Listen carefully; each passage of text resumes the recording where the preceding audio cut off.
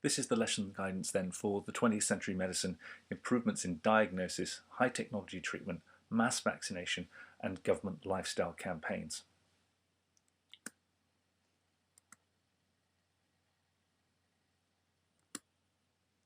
So we are working through the course and clearly dealing with the 20th century here towards the tail end then of the content of the medicine course. So, as per previous lessons, can you unscramble the words? We'll go through the words firstly, then you have the opportunity to pause, unscramble them. We will then go through the answers where you will have to make notes to ensure that you have no gaps in your knowledge regarding what the words mean or the significance of the words. Number 1. Number 2. Number 3. 4. 5, 6, 7, 8, 9, and 10. If you haven't done so already, please pause the video and make sure you can unscramble all of those terms.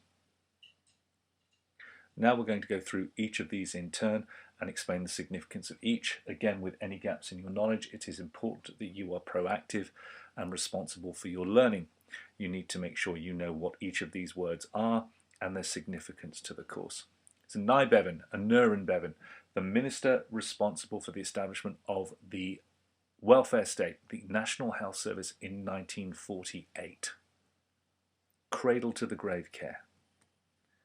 The Beveridge Report from 1942 to 43. This was the plan drawn up to propose the welfare state's establishment in 1948.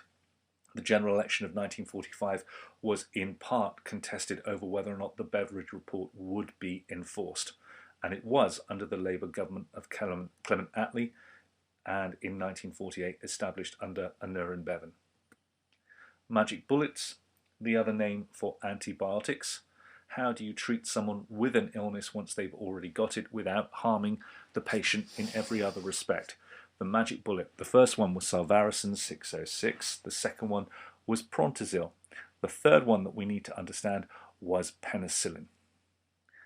And penicillin was discovered by Alexander Fleming, and penicillin was turned into a practical drug that could be used on a mass scale by the science work of Florey and Chain. Watson and Crick made the critical breakthrough in the discovery of DNA and its structure, which opened the door in the long term to genetic medicine, though in the short term it had no practical application. Gene therapy is what has emerged from our increased understanding of what DNA is and what it does. Pfizer was the medical company that was able to mass produce penicillin during World War II, and World War II, an example of how war, necessity, can incentivize progress in medicine. And Rosalind Franklin, the great unsung heroine of the DNA story. She's the person who virtually made the breakthrough but fell short at the last moment. Now another recap. How much can you remember about medieval medicine from the start of the course? Can you come up with examples of change and continuity? What changed from ancient medicine? What stayed the same? Pause and consider your answers.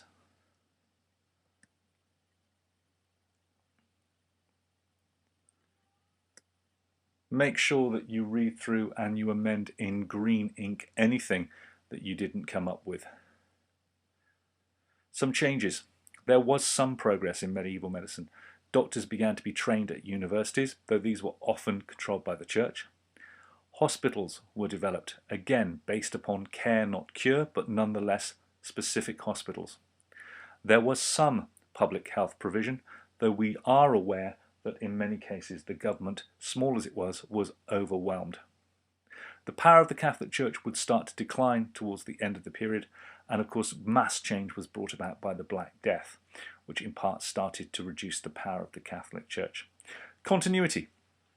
Hippocrates, Four Humours, Galen's ideas on anatomy and bleeding and purging, the rebalancing of the body, the continuing role of women and the use of herbal remedies, the belief in miasma, bad air, and the supernatural cause of disease. We can now repeat the same task for the Renaissance, examples of change from medieval medicine, and continuity. You can pause again and work your way through. To review that in green ink, some examples.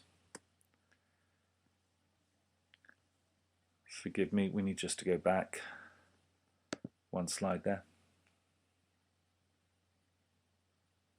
The declining power of the Catholic Church. Vesalius, amongst others, starting now to challenge long-held belief. Vesalius proves Galen made anatomical errors.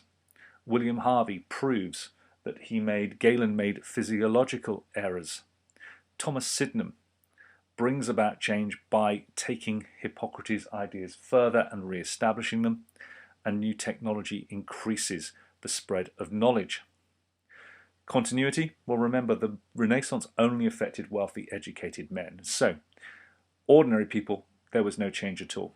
The belief in miasma, living conditions in the towns hardly changed.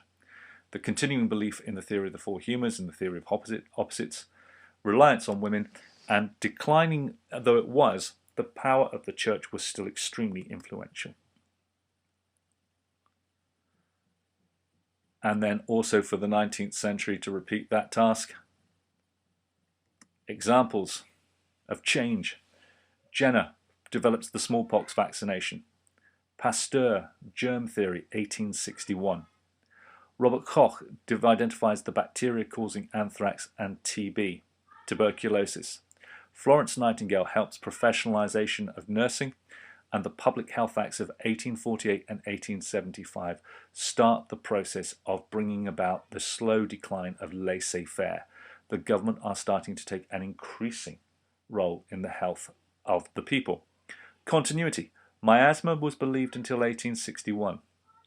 Poor public health, laissez-faire attitudes, they were declining. But there is no cut-off point in the 19th century where it suddenly ends. It's in gradual, slow decline. Continued belief in religion is still there, though it's declining. Opposition to anesthetics is an example of that. Many people believed that anesthetics were wrong. Pain is God-given and therefore should be endured and suffered. The cities of the Industrial Revolution were incredibly overcrowded and dirty, and ordinary people still did not have access to free healthcare. It all had to be paid for. Okay, so what can you remember about 20th century medicine so far? As you go through this, you may pause.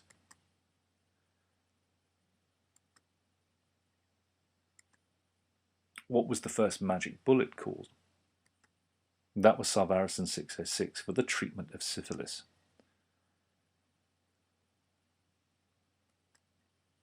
Who developed the first magic bullet?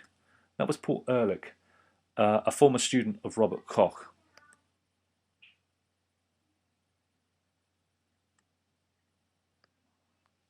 It treated syphilis, a sexually transmitted infection. The second magic bullet was for Prontosil, and that was to fight blood poisoning.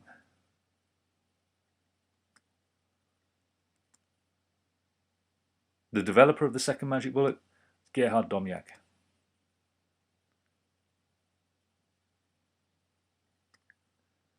The discoverer of penicillin by accident was Alexander Fleming.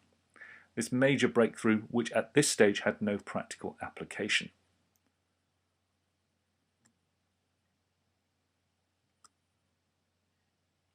His research was done in 1929.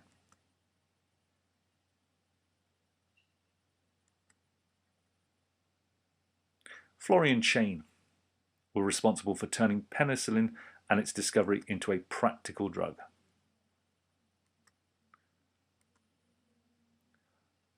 The Second World War would incentivize the development of penicillin a miracle drug that could kill virtually all infections. The company that was able to mass produce this was Pfizer, based in the United States, and consequently it could mass produce this drug without being bombed by German planes during the war. Consequently, DNA was discovered by Watson and Crick.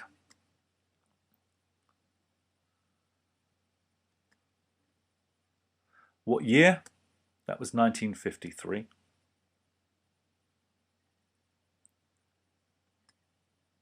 Who funded Watson and Crick? It was the British government.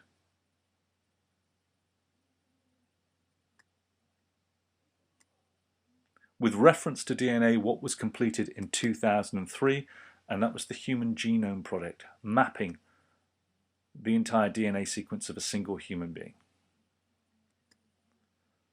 The Ministry of Health was created in the United Kingdom in 1919 after the end of World War I, with a responsibility for looking after the heroes who had fought during the First World War. The responsibility of government. The NHS was built upon that after World War II in 1948. The minister responsible for the establishment of the NHS was Nye Bevan.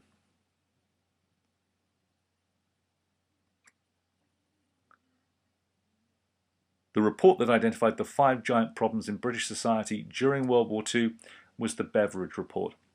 And the Beveridge Report planned the welfare state in 1942 that would be launched in 1948. In this lesson, we were looking at a number of areas of 20th century medicine. Improvements in diagnosis, that is, identifying what is wrong with someone. High technology treatment, to see how science has created technology built upon the Industrial Revolution into the 20th century. Thirdly, the introduction of mass vaccinations against a whole range of illnesses and diseases, and government lifestyle campaigns. How the government is now proactive in trying to keep you healthy. What we need you to do is to draw a timeline in your book or on paper, and then cut out the statements and stick them onto the timeline. There's a copy of the statements. You will find that that is attached. You will then need to color code your statements according to whether or not they link to the following criteria. Are they improvements in diagnosis, high-tech medical and surgical treatment, mass vaccinations, government lifestyle campaigns?